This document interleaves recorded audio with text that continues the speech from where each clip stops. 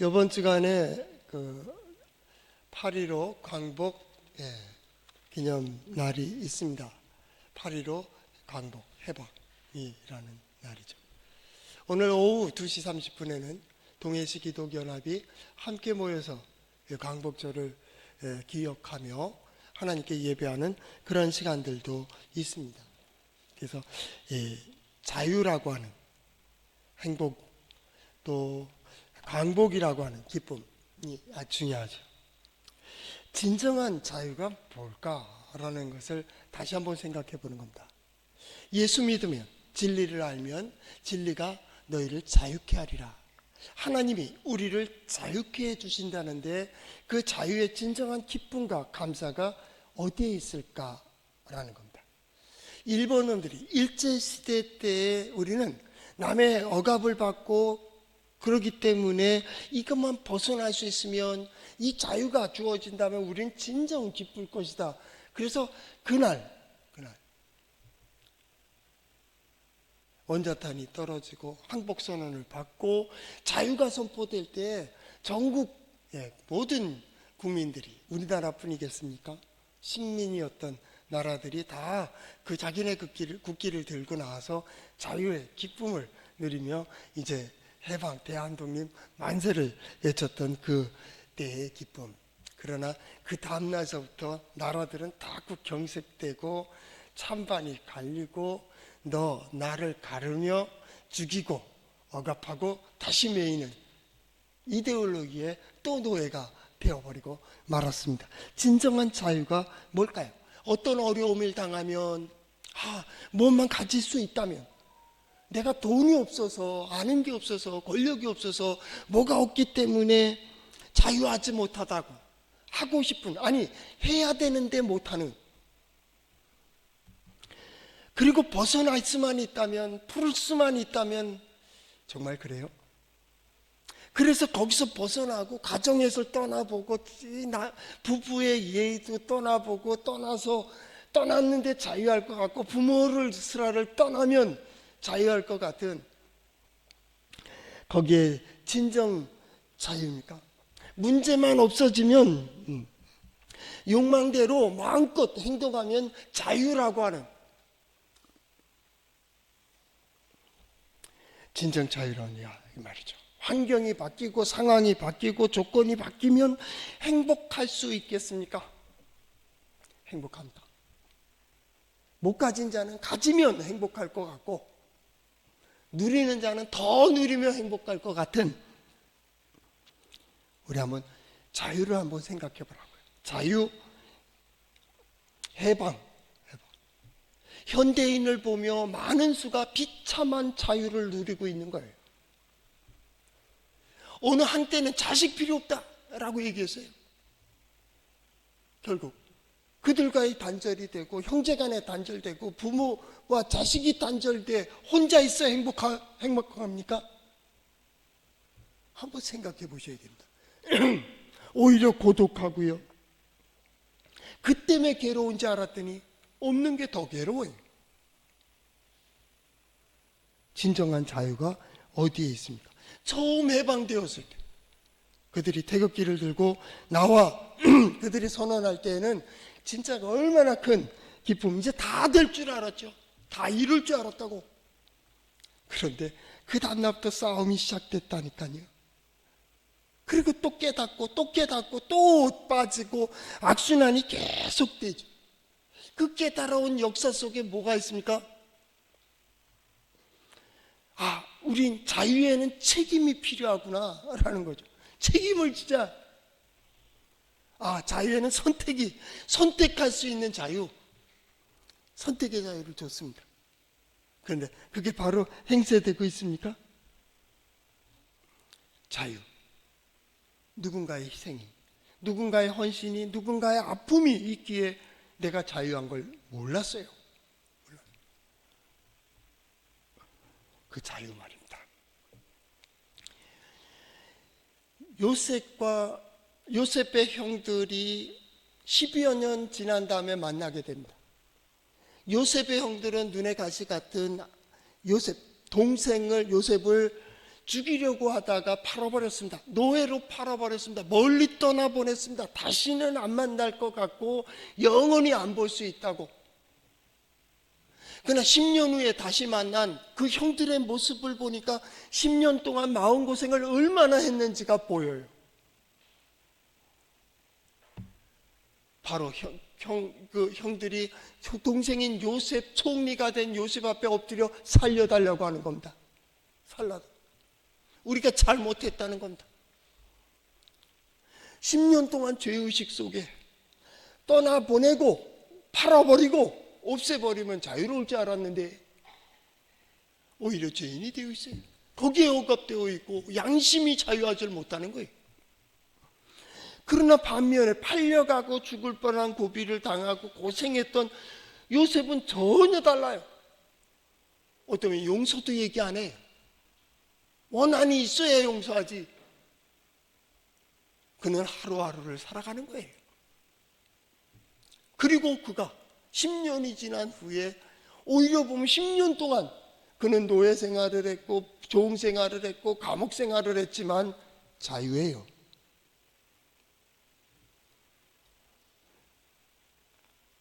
저는 그랬으면 좋겠어요. 오늘 성경 말씀을 통하여 하나님의 뜻이 뭐냐를 왜 부자유합니까? 오늘의 이 건강의 문제요? 경제의 문제요? 사람들과의 관계의 문제요? 가정의 어떤 문제 때문이에요? 이 사람 때문입니까? 그것이 남편이고 아내고 자녀고 부모 때문입니까? 라고 생각한 그것 때문에 자유하지 못하고 행복하지 못하고 기뻐하지 못하고 감사하지 못하는 사람이 있다면 성경 말씀을 잘 들으세요. 악순환의 고리에서 벗어나올 수 있는 가장 중요한 겁니다. 그것이 성경에 있어요. 성경은 항상 기쁨을 추구하고 감사를 추구하고 행복을 추구하고 그런 상황 속에서도 어떻게 살아갈 것이며 어떤 기쁨을 누릴 것인가, 그 깨달음 속에 진정한 기쁨이, 우리의 이론은, 우리의 지식은, 우리의 과학은 그게 반하는 것 같은데 아니요. 하나님의 말씀은 모든 거에 의미를 부여해줘요. 내가 왜 이 가정에, 왜 이 사람을 만났는지, 내게 어떻게 저런 자녀가 태어났는지까지도 성경은요 답을 줘요. 그래서 거기에서 의미가 생겨요. 그것이 곧 오늘을 살아가야 되는 이유가 돼요. 그럴 때에 하나님께서 어떻게 이루어 주시는지 길이 열려요. 나는 우리 성도들이 이때 이 시대에 하나님께서 열어놓으시는 구원의 길을 볼 수 있기를 축복합니다. 그게 어디에 있어요? 성경에 있어요. 한번 따라해 볼까요? 하나님의 말씀인 성경은 나의 신앙이요 나의 고백입니다. 주여 내게 무슨 말씀을 하려 하시나이까? 내게 무슨 말씀을 하시든지 그대로 하리이다.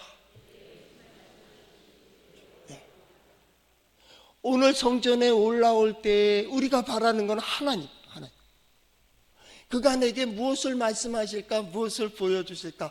진정한 자유는 아무 속박도 당하지 않는, 아니요, 속박을 받고 있나 속박을 받고 있지 않느냐, 가졌느냐 못 가졌느냐, 메었느냐 메어지 않았느냐가 중요한 게 아니에요. 자유자는 어디에 가나 자유예요. 근본이 달라요. 근본이 보는 게 달라요. 제가 여기 있을 때만 목사입니까? 저 마당에 가도 목사예요. 보는 게 달라요. 생각하는 것도 다르다. 하나님의 자녀들은 하나님의 자녀로서 보는 것도 다르고 달라요. 진정한 자유는 그것이 내 습관이 되고 내 삶이 되고 나의 인생의 목적이 될 때에는 자유로워요. 그러나 그것이 걸림이 될 때 사람들은 자꾸 그것만 없으면 오늘 성경 말씀은 그 마음으로 봐야 됩니다. 진정한 자유가 뭐냐라는 겁니다. 그리고 하나님의 뜻이 뭐냐는, 우리가 예배하는 이유가 뭐예요? 하나님의 뜻에 맞추는 거예요. 하나님 앞에 왔습니다. 하나님 앞에 엎드리는 겁니다. 당신의 뜻이 뭐요? 왜 물어요? 네 마음대로 하지. 기도도 네 마음대로 하지. 믿고 싶은 대로 믿고 자기 좋은 대로만 듣고 싶고. 설교할 때도 마찬가지입니다. 설교를 해도요, 여러분 듣고 싶은 대로 듣습니다. 이미 귀가요 틀이 딱 잡혔습니다. 그래서 좋은 것만 들어요. 사람들이 그랬다니까요. 당시 이스라엘 사람들도 그랬다니까요. 이스라엘 백성들이 하나님의 말씀이 들려질 때 그들은 자기 듣고 싶은 대로 듣는 거예요. 이스라엘이 포로로 끌려갈 때 나라가 망하고 유다가 망하고 성이 무너지고 성전이 무너지며 귀족들과 왕족들과 종교인들과 기술자들이 끌려갈 때 그들은 그 보는 눈이 첫째는 놀랐어요. 하나님의 백성인데 안 망할 줄 알았는데 망했어요. 성전도 무너졌다니까요. 끌려가는 사람들도 괴로운 거예요. 이게 뭐야? 우리 하나님 약해? 아니란데. 그때 예레미야 선지자가 그걸 선포하는 겁니다. 하나님께서 이 시간 70년이 지나면 그것이 29장 예레미야 29장에 나오는 말씀입니다. 그것을 말씀을 받고 선지자 29장 예레미야 29장을 제가 요약해 드리겠습니다. 29장 1절에 보면 선지자 예레미야가 예루살렘에서 이 같은 편지를 느부갓네살에게 예루살렘에서 바벨론으로 끌려간 포로 중에 남아있는 자들에게 보냅니다. 장로들과 제사장들과 선지자들과 모든 백성들에게 보냅니다. 보내면서 뭐라고 얘기하느냐 하면 예레미야 29장 5절 너희는 집을 짓고 거기에 살며 터밭을 만들고 그 열매를 먹으라. 거기서 살아. 돌아올 것 그 생각하지 말고 그냥 거기 살아. 거기서 집을 짓고 터밭을 만들고 열매를 먹으며 거기서 살아. 잘 들으세요. 더 나가서 너는 거기서 아내를 맞이하고 아내에게 아내를 통해서 자녀를 낳고 그 아들은 또 아내를 맞이하여 자녀를 낳고 딸은 그 남편을 맞이해서 자녀를 낳고 또 자녀를 낳고 또 자녀를 낳고 번성하고 줄어들지 않게 너희는 내가 사로잡혀 가게 한 그 성읍의 평안을 구하고 그들을 위하여 여호와께 기도하라고. 하나님, 이 나라가 평안하기를, 여기가 평안하기를, 이 도시가 평안하기를, 우리 가정에는 가정을 평안하기를 기도하란. 왜냐하면 그 도시가 성읍이 평안해야 너희도 평안하니까. 거기서 잘 살아 얘기입니다. 거기서 잘 살아. 그리고 예레미야는 뭘 얘기하냐면 70년이 지나야 끝나. 70년은요 안식년이 10번입니다. 아주 긴 시간입니다. 70이라는 숫자는 그거는 숫자로 계산하는 게 아닙니다. 예수님도 형제가 잘못하면 이를 7번 용서해 줄까요? 7번이면 아주 큰 용서입니다. 그때 예수님 뭐라고 했습니까? 70번씩 7번 70번씩 7번입니다. 77이 49, 490. 그 얘기 아닙니다. 그냥 용서해. 왜? 형제니까. 왜? 이웃이니까. 숫자가 문제가 아니에요. 70년이라고 하는 시간은 숫자 계산이 안 되는 겁니다. 이스라엘 백성들이 그렇게 끌려와서 예레미야는 선포하고 예레미야가 편지를 보냅니다. 그때 다른 선지자들이 말합니다. 예레미야에게 침을 뱉고 모욕을 하고 하면서 얘기하기를 아니 우리는 하나님의 백성이니까 3년이면 끝나. 아니 2년이면 돌아올 거야. 그렇게 기대했고 그렇게 선포했습니다. 백성들이 누구에게 아멘 했습니까? 이 3년에게 아멘 했습니다. 예레미야는 아니라 70년이 걸린다는 겁니다. 70년이 1년, 2년, 3년, 9년, 69년, 70년입니까? 예, 그렇게 볼 수도 있습니다. 거기에 맞추는 학자들이 많이 있으니까요. 저도 뭐 그걸 부정하지는 않습니다. 아니요, 오래 걸릴 거요. 왜요? 하나님을 믿질 않아요. 하나님의 백성이 하나님을 안 믿는다고 이게 1, 2년 만에 고쳐져요? 약속의 땅에까지 그 고생에서 왔는데도 그걸 부정하고 있는 이 백성이 1, 2년에 고쳐져요? 광야 생활을 38년을 합니다. 그걸로 안 되니 세대가 바뀌어버립니다. 잘 기억하셔야 됩니다. 하나님의 말씀이 무엇인가를 잘 보셔야 됩니다. 70년입니다. 안식년이 7번이고 70년입니다. 예레미야가 포로로 끌려갔을 때 이 편지를 보았을 겁니다. 많은 장로들과 제사장들과 그 다음에 끌려갔던 사람들이 다 보았습니다. 모든 백성들 그들이 봤습니다. 그런데 오늘 성경 말씀 다니엘서 9장 2절 그 통치 원년에 나 다니엘이 책을 통하여 여호와께서 말씀으로 선지자 예레미야에게 알려주신 그 연수를 깨달았다는 겁니다. 깨닫는 사람 많습니다. 7년 대한련이 있고 3년 반이 있다는 사람이 있고 시한부 종말론도자들도 많이 있습니다. 지 멋대로입니다.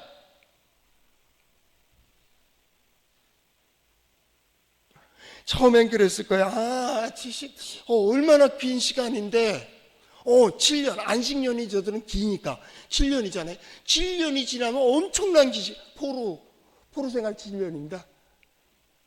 7년만 지나면 될까? 요번 안식년에 우리 해방될 거야. 7년이 7번, 7, 7이 49, 50년, 신년이 되는 해 우리 해방될 거야. 거기 추종자들이 얼마나 많이 있었겠습니까? 합리적인 이론들을 얼마나 많이 폈겠습니까? 예레미야는 70년을 얘기하고 있습니다. 오래돼. 아직도 아니야. 오래야. 그리고 다니엘이 그 메대 다리오 왕 때에 깨달았다는 겁니다. 바벨론의 시대가 끝났습니다. 물론 바벨론의 역사는 85, 6년 되지만은 이 포로로 끌려온 다니엘에게는 70년도 지났습니다. 그리고 새로운 제국, 새로운 시대가 열렸습니다. 이게 또 언제 끝날 거요? 여러분 생각해 보세요. 안 끝날 것 같았다니까요. 일제시대도 마찬가지입니다. 어떤 시대든지 그게 안 끝날 줄 알았다고. 1년, 2년도 아니고. 잘 보세요. 그런데 다니엘이 깨달았어요. 70년이 되면 이거 끝내버리겠다. 이 고난이 끝나겠다. 그것이 다니엘 9장 2절 중반절 선지자 예레미야에게 알려주신 그 연수를 깨달았나니 곧 예루살렘의 항파함이 70년 만에 그치리라 라는 겁니다. 그런데 그것을 깨달은 자가 바로 금식하며 기도하며 죄를 무릅쓰고 하나님께 간구하며 하나님께 통곡하고 있습니다. 70년이 됐는데 70년이 지나고 있는데 왜 이래야 됩니까? 예레미야 29장에 보면 그 하반절에 이렇게 되어 있습니다. 그렇게 기도하고 또 시간이 지난 다음에 11절 여호와의 말씀이 너희를 향한 나의 생각을 안 하니 평안이요 재앙이 아니니라. 너희에게 미래와 희망을 주려는 것이니라. 너희가 내게 부르짖으며 내게 와서 기도하면 내가 너희들의 기도를 들을 것이요 너희가 온전한 마음으로 나를 구하면 나를 찾을 것이요 나를 만나리라. 이것은 여호와의 말씀이니라. 나는 너희를 만날 것이요 너희는 포로 중에서 다시 돌아오게 하되 내가 쫓아 보내었던 나라들과 모든 곳에서 모아 사로잡혀 떠났던 그곳으로 돌아오게 하리라. 이 말씀이 들려지는 거예요. 언제? 중반에 뭐라겠습니까? 내가 내게 구하라. 너희가 내게 부르짖으며 내게 와서 기도하면 내가 너희의 기도를 들을 것이요 쭉쭉쭉쭉 나가다가 뭐라고 하셨다고요? 내가 돌아오게 하리라. 돌아오게 하리라. 이해가십니까? 하나님을 믿고 하나님을 의지한다는 백성이 하나님을 믿지 않고 하나님을 신뢰하지 않고 하나님의 말씀을 전하는 선지자도 신뢰하지 않는, 그래서 침입당하고 고난당하고 환난당하고 있을 여호사밧 때에 전쟁이 일어납니다. 여호사밧이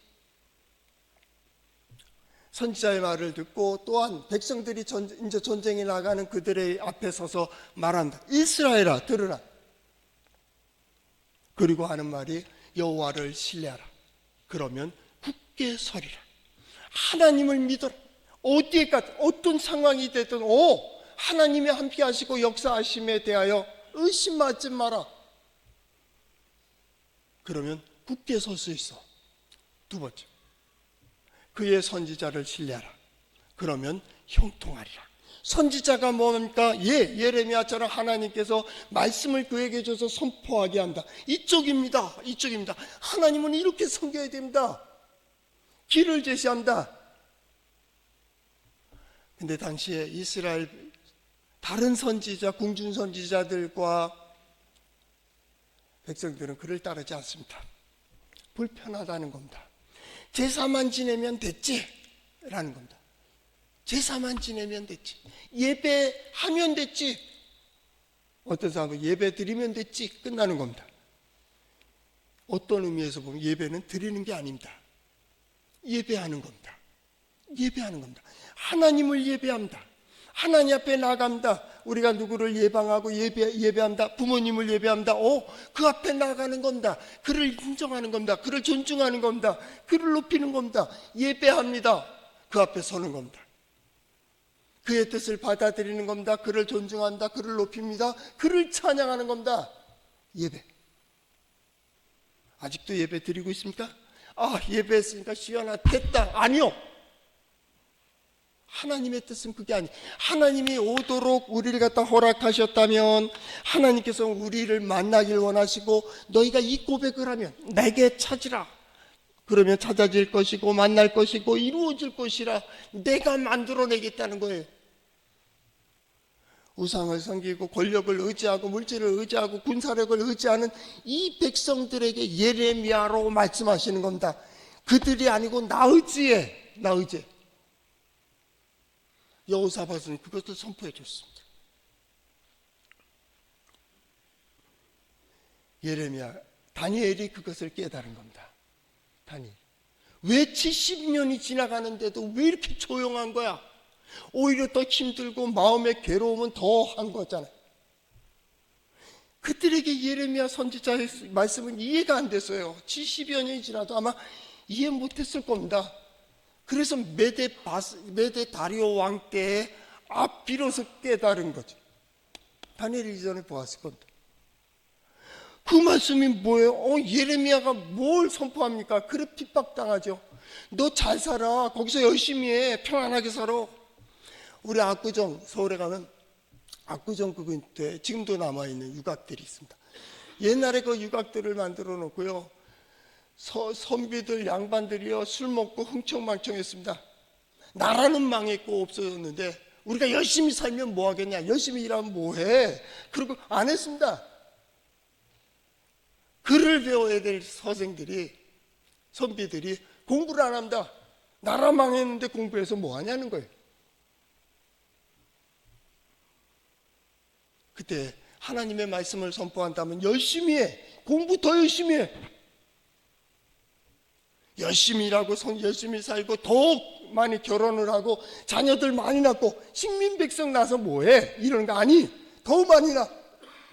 숫자가 줄지 않게 해라. 그리고 최고의 자리까지 올라가. 일본 놈들 총독의 자리까지 올라가 봐. 그리고 전쟁하는데 네가 장군이 돼. 지휘관이 돼. 그리고 네가 사랑하는 사람들을 최대한대로 아끼고 보호해줘. 그거보다 더 많이 일한 게 다니엘입니다.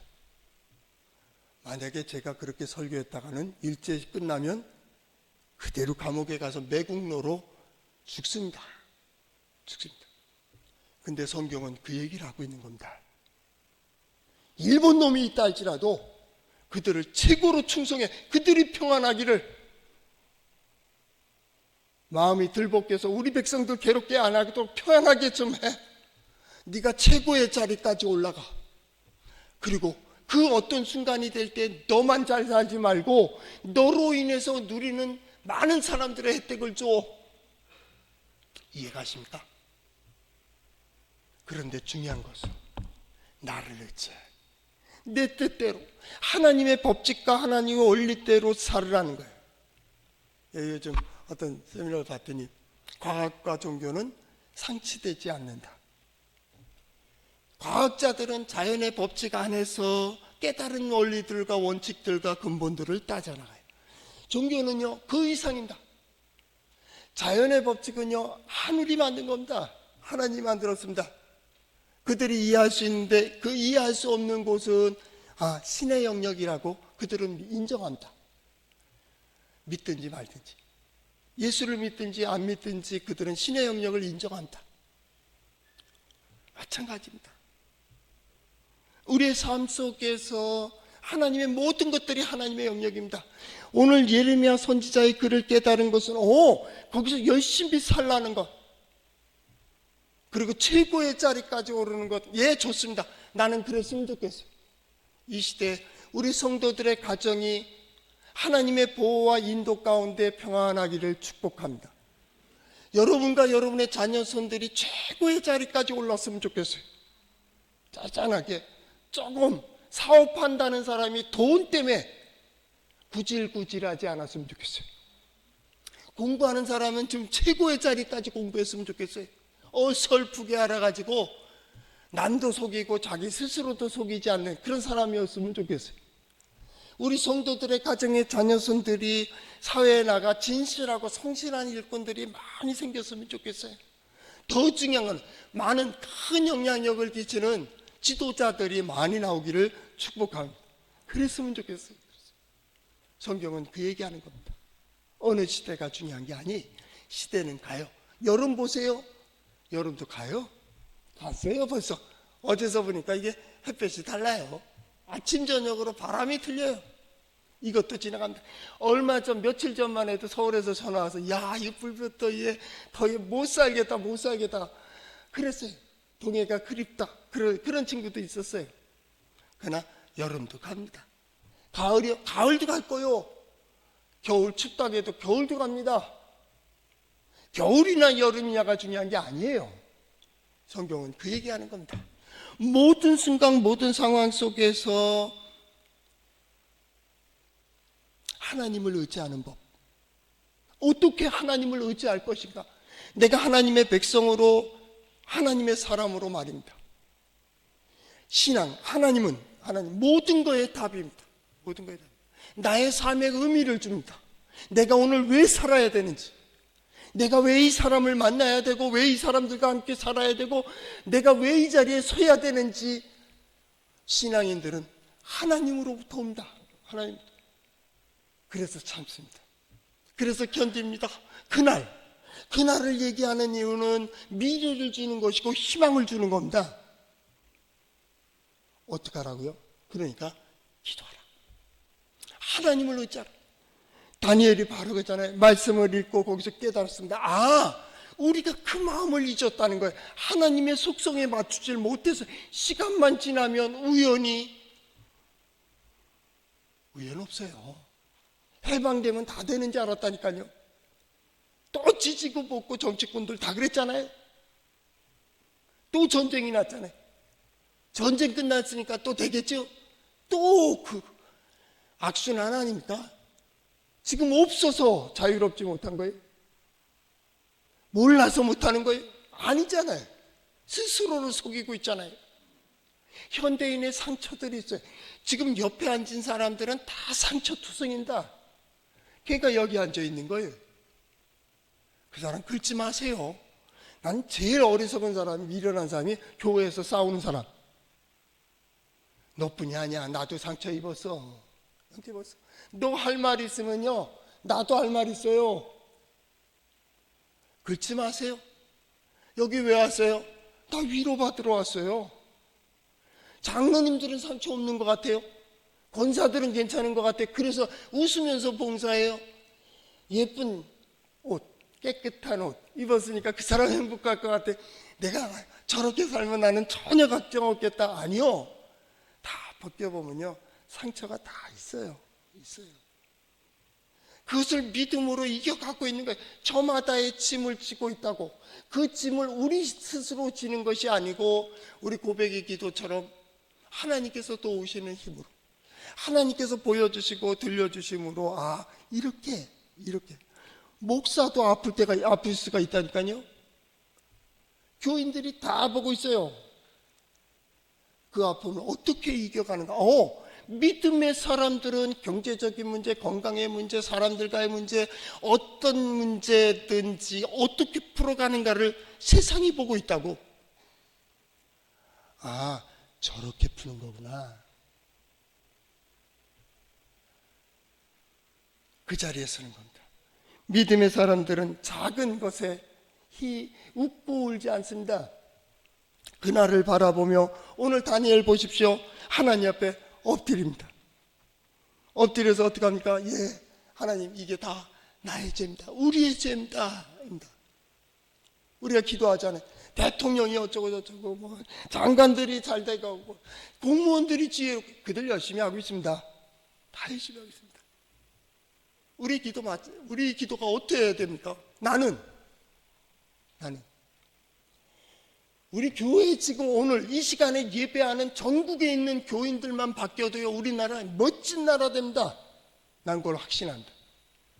아니, 동해시에 우리 동해제일장로교회만 이라도 우리가 결단하고 하나님의 영광과 능력과 지혜를 경험할 수 있다면 동해시가 진짜 멋진 도시가 될 줄로 믿습니다.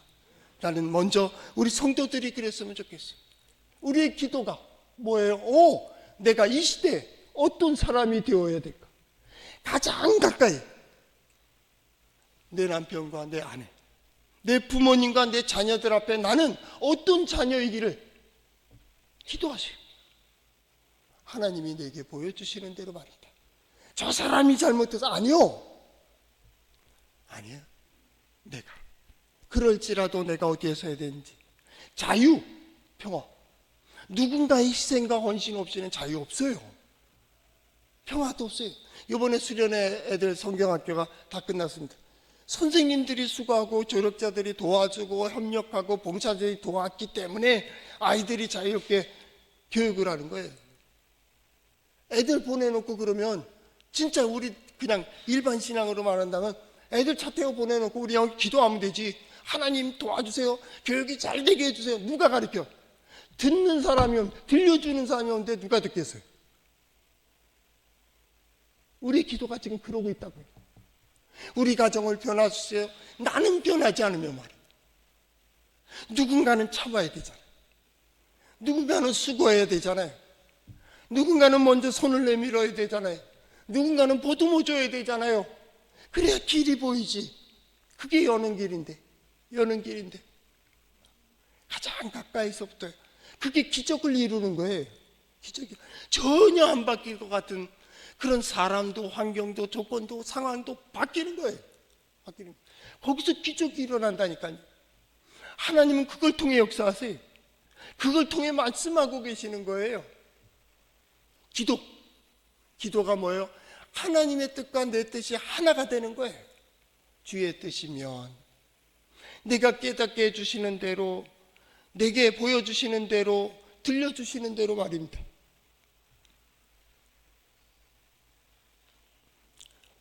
오늘 신앙의 출발이 거기에 있어야 돼요. 이 가을에, 이제 가을이 시작되어 이제 결실을 하게 되는데 어떤 결실을 할 거예요? 내가 보고 싶은 거예요? 내가 듣고 싶은 거예요? 아니, 그가 들려주는 것, 그가 보여준 것, 이거구나. 70년이 지나면 그 오랜 시간이 지나도록 왜 오랜 시간이 필요할까? 하나님 보시기에 맞는 그 고백, 그 자리 됐어. 난 우리 성도들의 그 마음과 자세와 고백이 하나님의 마음에 합하는 그날이 곧 오늘이 되기를 축복합니다. 그래서 모든 게 열어지고 모든 게 풀어지고, 그래서 거기서 자유하는, 진정 자유한 우리 성도들 될 수 있기를 축복합니다.